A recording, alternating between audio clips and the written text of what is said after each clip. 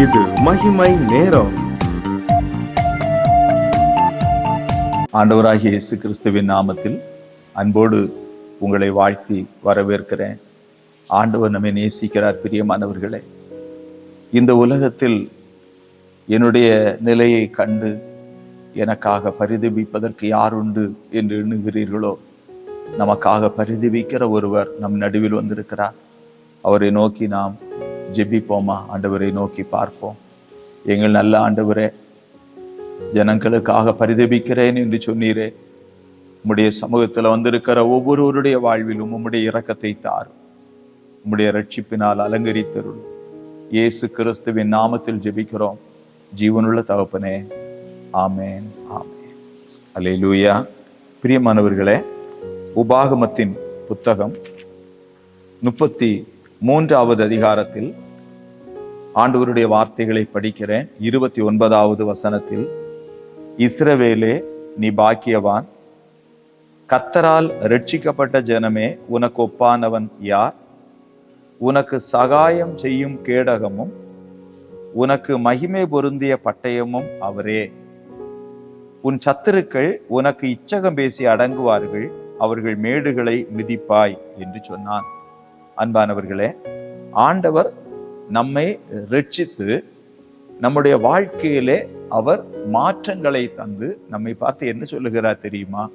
கர்த்தரால் ரட்சிக்கப்பட்ட ஜனமே, உனக்கு ஒப்பானவன் யார்?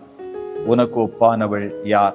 அன்பானவர்களே, ஆண்டவர் தம்முடைய வார்த்தைகளை தம்முடைய பிள்ளைகளுக்கு கொடுத்து அவர்களிலே வித்தியாசத்தை ஏற்படுத்துகிறார்.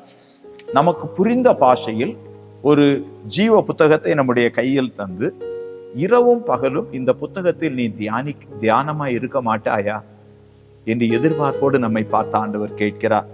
ஏனென்றால் தன் காலத்தில் தன் கனியை தந்து இலையுதராதிருக்கிற மரத்தை போல இருக்க வேண்டுமானால் கண்டிப்பாக ராத்திரியும் பகலும் கர்த்தருடைய வேதத்தை நாம் தியானிக்க வேண்டும். ஆண்டவருடைய சத்தத்தை கேட்க வேண்டும். ஆண்டவர் வித்தியாசத்தை நமக்கு காண்பிக்கிறவர். அவர் நமக்குள் வந்து நம்முடைய வழிகளை செவ்வைப்படுத்துகிறவர். வழியை உயர்த்தி உயர்த்தி அதை செம்மைப்படுத்தி இடரல்களை என் ஜனத்தின் வழியில் இருந்து எடுத்து போடுங்கள் எனப்படும் என்று சொல்லி நம்முடைய வழிகளை எல்லாம் அவர் செவ்வைப்படுத்துகிறவராக வருகிறார். பிரியமானவர்களே, பாருங்கள், ஆண்டவராகிய இயேசு கிறிஸ்து யோவான் எழுதின சுவிசேஷம் 14வது அதிகாரம் 21வது வசனத்திலிருந்து படிக்கிறேன், கவனியுங்கள். என் கற்பனைகளை பெற்றுக்கொண்டு அவைகளை கை கொள்ளுகிறவனே என்னிடத்தில் அன்பாயிருக்கிறான். என்னிடத்தில் அன்பாயிருக்கிறவன் என் பிதாவுக்கு அன்பாயிருப்பான். நானும் அவனில் அன்பாயிருந்து அவனுக்கு என்னை வெளிப்படுத்துவேன் என்று கர்த்தர் சொல்லுகிறார். அவனுக்கு என்னை வெளிப்படுத்துவேன். அன்பானவர்களே, ஆண்டவர் நம் ஒவ்வொருவருடைய வாழ்விலும் ஒரு காரியத்தை செய்கிறார். லூக்கா எழுதின சுவிசேஷம் 6வது அதிகாரம் 46வது வசனத்திலே, என்னை ஆண்டவரே ஆண்டவரே என்று நீங்கள் சொல்லியும் நான் சொல்லுகிறபடி நீங்கள் செய்யாமல் போகிறது என்ன? ஆகவே கர்த்தரால் ரட்சிக்கப்பட்ட ஜனத்தை ஆண்டவர் வழி நடத்துகிறார். ஏனென்றால் ஆண்டவர் அவர்களை போதிக்கிறவர் என்று சொல்லி யோவான் 13:13 நாம் படிக்கிறோம். ஆண்டவர் நம்மை போதித்து நடத்துகிறார். அவர் போதகராய் இருக்கிறார். அன்பானவர்களே, நாம் இங்கு படிக்கிறோம். யோவான் 14வது அதிகாரம் 23-24 வசனத்தை படிக்கிறேன். இயேசு அவனுக்கு பிரதியுத்தரமாக, ஒருவன் என்னில் அன்பாயிருந்தால் அவன் என் வசனத்தை கை கொள்ளுவான். அன்பானவர்களே, நாம் வேதத்தை வாஞ்சையோடு படிக்க என்ன நடக்கிறது தெரியுமா? ஆண்டவர் சொல்லுகிறார், ஒருவன் என்னில் அன்பாயிருந்தால் அவன் என் வசனத்தை கை கொள்ளுவான் என்று நாம் வேதத்திலே படிக்கிறோம். ஆண்டவரை விசுவாசித்து அவரை ஏற்றுக்கொண்டோம். ஆண்டவரோடு நடப்பதற்கு நாம் தீர்மானம் பண்ணினோம். இப்பொழுது இந்த ஆண்டவர் நமக்குள் சில மாற்றங்களை ஏற்படுத்துகிறார். பிரியமானவர்களே, ஏனென்றால் ஆண்டவர் ஏன் இந்த காரியத்தை செய்ய வேண்டும்? பிரியமானவர்களே, ஆண்டவர் நம்மை போதிக்கிறார், நம்மை நடத்துகிறார். எதற்காக?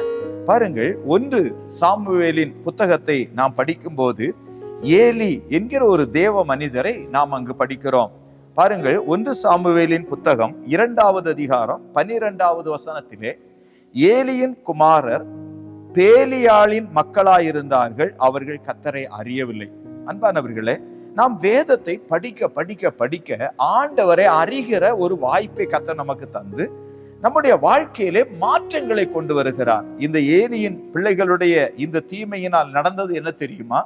1 சாமுவேலின் புத்தகம் 2வது அதிகாரம் 17வது வசனம் அங்கு சொல்லப்பட்டிருக்கிறது. ஆதலால் அந்த வாலிபரின் பாவம் கர்த்தருடைய சந்நிதியில் மிகவும் பெரிதாயிருந்தது.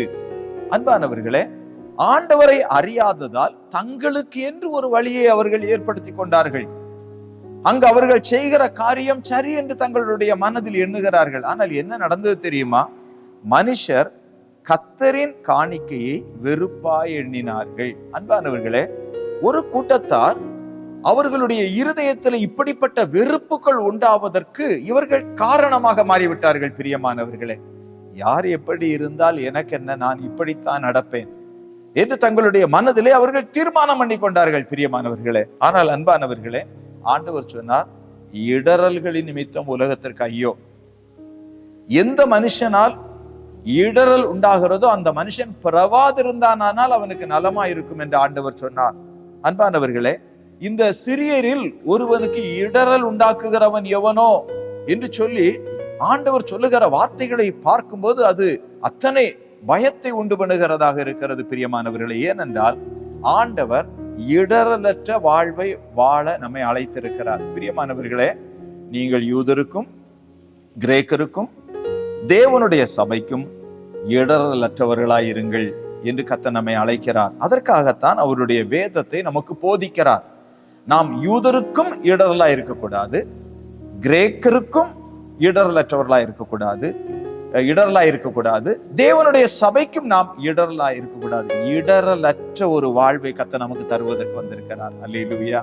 கர்த்தர் நமக்கு இடரலற்ற வாழ்வை தருவதற்காகத்தான் அவர் நம்மோடு கூட பேசுகிறார். அவர் சொல்லுகிறார் யோவான் 14:24, என்னிலே அன்பாயிராதவன் என் வசனங்களை கை கொள்ள மாட்டான். நீங்கள் கேட்கிற வசனம் என்னுடையதாயிராமல் என்னை அனுப்பின பிதாவினுடையதாய் இருக்கிறது. பிரியமானவர்களே, ஒரு குழந்தை பிறந்து வளர்ந்தது முதல் அந்த பிள்ளைகளை நாம் ஸ்கூலுக்கு அனுப்புகிறோம், கல்லூரிக்கு அனுப்புகிறோம். காரணம், அந்த பிள்ளைகள் வளருகிறார்கள், கற்றுக்கொள்ளுகிறார்கள், அவர்கள் முதிர்ச்சி பெறுகிறார்கள். அப்படியானால் ஆண்டவர் மாத்திரம் நம்மை வழி நடத்த மாட்டாரோ? ஆண்டவரை விசுவாசித்து அவரை பின்பற்ற வேண்டும் என்கிறதை நாம் உணர வேண்டும். பிரியமானவர்களே, ஏனென்றால் அவரை பின்பற்ற வேண்டுமானால் அவருடைய சத்தத்தை கேட்க வேண்டும், அவர்களுடைய வழிகளை நாம் அறிய வேண்டும். பிரியமானவர்களே, நாம் அவரை பின்பற்றும்படி கர்த்தர் நம் ஒவ்வொருவரையும் எதிர்பார்ப்போடு பார்க்கிறார். அன்பானவர்களே, ஆண்டவரிடத்துல நாம் வருகிற போது கர்த்தர் நம்முடைய வாழ்க்கையில செய்கிற காரியம் என்ன தெரியுமா? லூக்கா எழுதின சுவிசேஷம் 12வது அதிகாரம் 21வது வசனத்திலே, தேவனிடத்தில் ஐஸ்வர்யவானாயிராமல் தனக்காகவே பொக்கிஷங்களை சேர்த்து வைக்கிறவன் இப்படியே இருக்கிறான் என்று ஆண்டவர் சொல்லுகிறார். அப்படியானால் ஆண்டவர் தம்முடைய பிள்ளைகளை போதிக்கிறார். எப்படி போதிக்கிறார்? நீ தேவனிடத்தில் ஐஸ்வர்யவானாயிரு.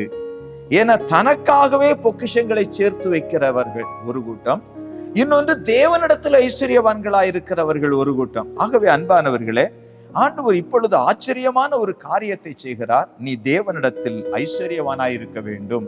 அன்பானவர்களை, சாதாரணமாக இந்த உலகத்தில் எவ்வளவு செல்வங்கள் இருந்தாலும் அது தேவனிடத்தில் நான் ஐஸ்வர்யவானாயிருக்கிறேன் என்று சொல்ல இயலாது. பிரியமானவர்களே, ஆகவே கர்த்தர் ஒரு வித்தியாசமான காரியத்தை நமக்கு செய்யும்படி நம் நடுவில் வந்திருக்கிறார். பிரியமானவர்களே, ஏனென்றால் அவர் இன்றைக்கு பறவைகளை போஷிக்கிறார். நம்மை போல அவைகள் சேர்த்து வைப்பதில்லை, ஆனால் அவைகள் ஒன்றும் செத்து போகவில்லை. தினமும் அதுக்கு ஆண்டவர் சாப்பாடு கொடுக்கிறார். அதே போல காட்டு புஷ்பங்களை கவனித்து பாருங்கள் என்று சொன்னார். அவைகளும் இந்த பூமியிலே இன்னும் அழிந்து போகவில்லை, இருக்கிறது. பிரியமானவர்களே, அவைகளையும் ஆண்டவர் உடுத்து வைக்கிறார். ஆனால் எல்லாவற்றுக்கும் மேலாக ஆண்டவர் நம்மை போதிக்கிறார். எதற்காக தெரியுமா? தேவனிடத்தில் ஐஸ்வர்யவானாக நீ மாற வேண்டும். நீ உனக்காகவே பொக்கிஷங்களை சேர்த்து வைக்கிறவளாக இராமல் தேவனிடத்தில் ஐஸ்வர்யவானாக மாற்றுவதற்கு நான் உதவி செய்யும்படி வந்திருக்கிறேன் என்று கர்த்தர் சொல்லுகிறார். ஆகவே பிரியமானவர்களே, நம்முடைய வாழ்க்கையிலே தேவன் ஒரு மாற்றத்தை ஏற்படுத்துகிறார், வித்தியாசத்தை கொண்டு வருகிறார். எப்படி தேவனிடத்தில் ஐஸ்வர்யவானாயிருப்பது, எப்படி உலகத்தில் பொக்கிஷங்களை சேர்த்து வைக்கிறவர்களாக இராமல் பரலோகத்தில் பொக்கிஷங்களை சேர்த்து வைப்பது. ஆண்டவர் நம்மை போதிக்கிறார். அவருடைய சமூகத்துல நம்மை கொடுப்போமா? நம்ம எல்லாரும் ஆண்டவரை நோக்கி பார்ப்போம். எங்கள் நல்ல ஆண்டவரே, இதோ நாங்கள் உம்மிடத்தில் வருகிறோம். கர்த்தரால் ரட்சிக்கப்பட்ட ஜனமே, உனக்கு ஒப்பானவன் யார் என்று சொல்லி அவ்வளவு மேன்மையாய் ஆசீர்வதிக்கிறீரே. இந்த வார்த்தைகளை கேட்டுக்கொண்டிருக்கிற ஒவ்வொருவருடைய வாழ்விலும் உம்முடைய ரட்சிப்பினால் அலங்கரித்து ஆண்டவரே, இந்த பூமியில் உமக்கு அற்புதங்களாக்கி அநேகர் வெளிச்சத்தை காண இரக்கம் செய்தருளும் என்று இயேசு கிறிஸ்துவின் நாமத்தில் ஆசீர்வதித்து ஜெபிக்கிறேன் ஜீவனுள்ள தகப்பனே. ஆமென்.